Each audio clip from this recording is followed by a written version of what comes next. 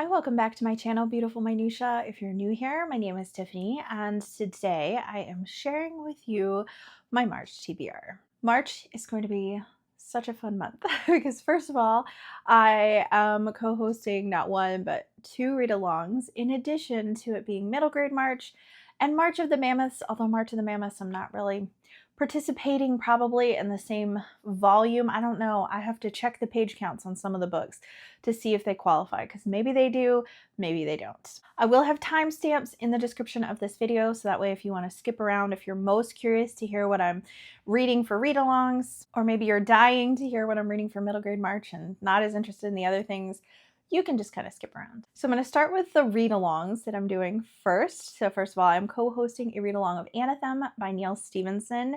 I am hosting this with all of the same Mist-along hosts, so that would be Christy, Stephanie, Rich, Victoria.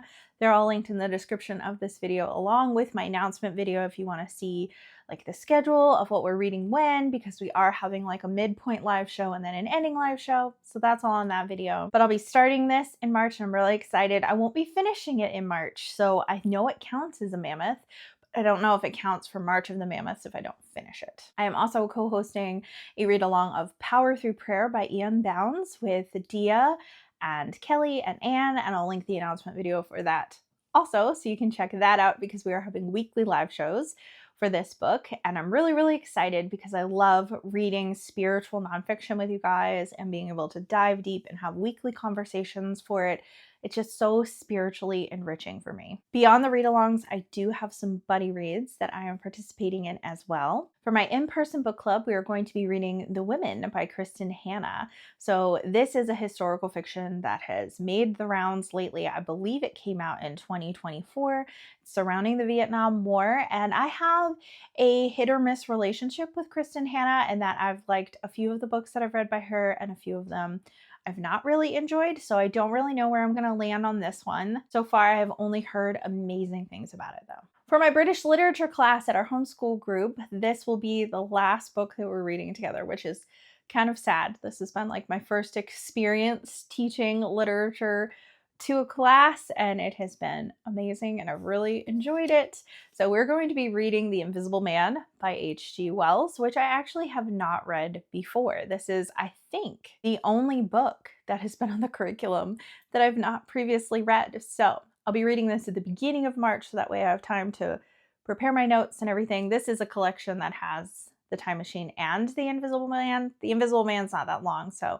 shouldn't take me very long. I am also going to be fulfilling one of my annual goals to be reading more series, to make more progress on series that I have already started. So I will be reading Ship of Magic with my friend Whitney. We read all the Stormlight books together. We read all of the Memoirs of Lady Trent books together. And then she finally jumped on the Robin Hobb train, which I did the year before last, and read all of the Farseer trilogy. She just finished the final book of the Farseer trilogy. And so we're going to read Live Ship Traders together. So I'm really excited. I have heard that this series has some more like triggering content than Farseer does, and that it's more detailed. So I'm actually not sure if this is going to be a trilogy for me, but I'm gonna give it a fair chance and see how I land with it. I figure my worst case scenario is that I don't enjoy this book, and so I don't continue on with the trilogy, and I read information that I need to know so that way I can continue and get back to the Fitz plotline and all of that, because I know we take a break from that in this trilogy. I will be continuing on with reading Anne with my friend Stephanie, although at the time of filming this, we have not yet started Anne of Avonlea. So I think Anne of Avonlea will still be being read in March, but if we are ready to move on to the next book, we will be reading Anne of the Islands if we get to in March. Maybe we won't. Maybe it'll get kicked to April. We'll just kind of see. This is like a more chill buddy read, and we're taking our time with it. Chantel from Chantel Reads All Day is doing a year of mod, so she is reading one of these books a month and then having a live show. I got to jump on for the Anne of Green Gables live, which is great, but unfortunately was not able to for Anne of Avonlea. And if I don't finish Anne of the Island in March, I won't be jumping on that one either, and that's totally fine.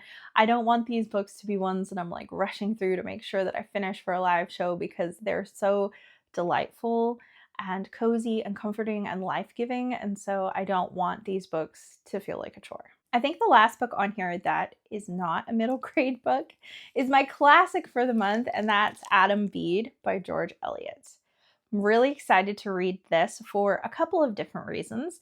First of all, I just really love George Eliot. I love her writing. I think it's beautiful. Daniel Deronda was one of my favorite books of the year last year, so I definitely am really excited to continue on with this. I'm also excited because it's my friend Stephanie's favorite George Eliot, or one of them. I think actually she told me that Daniel Deronda dethroned Adam Bede, which is shocking. But I'm really excited to read Adam Bede and continue on with my journey with George Eliot. Okay, let's dive into middle grade March. You've probably heard of this event if you've been on BookTube. You've probably heard me talk about it. You've heard other people talk about it. I'll link the middle grade March announcement video. But yeah, so essentially the whole point is just to read middle grade books during the month of March. And if you've read one, you're doing great, but they do have prompts for inspiration. They also have group reads, which I usually don't end up participating in. I have a hold on this year's group read book because they're reading The Secret Garden, and then they're reading, I think, a retelling of it that looks kind of sci-fi. I think the name is Moonbeam. I can't remember. It's on the screen, so you'll be able to see it there. I don't know if I'll get it in time or not. I'm not super concerned about it because I have lots of other middle grade that I'm really excited to get to. So in years past, I've tried to do a vlog talking about the Newbery nominees and then the winner, reading all of them, and then kind of my ranking. Do I think that the one that won is the best one or not? And I tried to do that last year and then just got like, I just wasn't enjoying any of the Newbery nominees at all. I think I got through like 2 of them. And so we'll see how it goes this year. I'm holding this loosely, but some of them I'm really, really excited about. And it's interesting because sometimes I'll see like a theme of several books that seem kind of similar that are both nominated. So there's a couple this year, like there's one that's called One Big Open Sky, which I think is about like Black pioneers, and it's multi-generational. Then there's also Across So Many Seas, which is also multi-generational, about a Jewish family, I think, and their immigration to the United States and all of that kind of stuff, and them kind of like fleeing persecution in various forms. So I think like it might start out with them like leaving Spain in like was it like the 1400s, where King Ferdinand and Queen Isabella like went after the Jewish people and they had to leave. And then, you know, I might continue through like World War II. I don't know exactly where all of that's stopping, but both of those are both intergenerational and have to do with traveling or moving to new places, which actually including travel is one of the middle grade March prompts. So I'll probably use one of them for that. One Open Big Sky does have some flowers on it, so I could use that for flowers on the cover. So that's another prompt fulfilled. There's also, I think, a graphic novel again this year. Last year there was one, and this one is Magnolia Wu Unfolds It All. I think it's a graphic novel, but I'm not like totally sure. So I'll let you know. I haven't done a lot of research on it, but the plotline sounds really cute because it's about this young girl, I think in New York City or some sort of city, and her family owns a laundromat, and there are lost socks where people are missing one of their socks, which, as you know, is a common phenomena in laundry. So she's trying to find out like who these socks belong to and track them down, which I think is just like an adorable idea. The one that I'm the most excited about, which I don't think fulfills any prompts for middle grade March, is called The Wrong Way Home, and it's about a young girl whose family escapes from a cult, but she still believes that like she should be with the cult because the brainwashing and mind control is so strong, and her mother's gotten her out of there. And it's her like acclimating to society and kind of like figuring out like what's true and what isn't true. And the premise of it reminds me of My Life with the Liars, which I read a few years ago and like really, really enjoyed. But I really like books about cults. It's something I've discovered about myself. I find it really fascinating, the mind control element of it. And I feel the same way about reading books about dictatorships, where basically one person has somehow brainwashed and been able to control a huge group of people, sometimes even an entire country.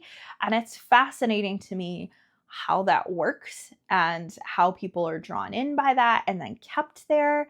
And so I'm so excited to read this one. And the last Newbery nominee, which was actually the winner, is The First State of Being. and I'm trying to remember the author's name. I want to say it's like Erin Estrada Kelly or Kelly Erin Estrada, something like that. It's going to be on the screen. Anyways, one of the middle grade March prompts is an author with 3 names. And I think that most of the prompts that they chose, either The Secret Garden or the other group read fulfills that. So I think Frances Hodgson Burnett, author with 3 names. I think that that's where those prompts came from. So this author does have 3 names. So I will be reading the Newbery winner and then also being able to fulfill that prompt. I've got a couple of non-Newbery nominees that I want to read this month. So one of them is Buddy Read with my friend Christy Lewis from Dostoevsky in Space and my daughter Claire. So we've read several of the Saturdays books by Elizabeth Enright. We read the first 2, and the third book is Then There Were Five, and we've been meaning to get to this book for a while and just kept getting put on the back burner, so I'm excited to finally read this. I have loved these books. They're so delightful, so cozy about this family with these children, and Elizabeth Enright writes childhood so well. It's like she remembers childhood better than other people or something. It's just so exquisitely written, and it tends to remind me of things in my childhood that I'm like, oh yeah, I did that. And like, I forgot that I felt that way or that I did that thing. And so I feel like she just captures it so well. One of the middle grade March prompts is to read a book in the series, so this can fulfill that prompt. And so could this other book, which actually another prompt is a book that's written in the 1900s, which Then There Were Five fits, and so does this other book. So these are kind of like interchangeable. So the next one is Gregor and the Prophecy of Bane, which is part of the Gregor and the Overlanders series, which I read the first one of those a few years ago, and I really enjoyed it. It was super fun. It was about this kid who lives in New York City and then ends up like falling through underground and discovers this whole like kingdom and world underneath New York City that he had no idea existed. It was just really fun, really imaginative, by the same author who wrote The Hunger Games, but this is a middle grade series, I think with either 5 or 6 books in it. And I've always meant to continue on with Gregor because I loved the first book so much. So I am determined this middle grade March to get to the second book. The last book is kind of a maybe because I'm supposed to be reading it with Stephanie, and I'm already reading Anathem with Stephanie and Anne with Stephanie. But we had talked about wanting to read A Wizard's Guide to Defensive Baking by T. Kingfisher. We read 3 T. Kingfisher books together last year, and it was so much fun reading them with her. But we were both kind of like in a slump, and we wanted to read this one because we're like, oh, it sounds so cozy and it sounds so fun. But we were so slumpy that we never got around to it. So we might get around to it middle grade March.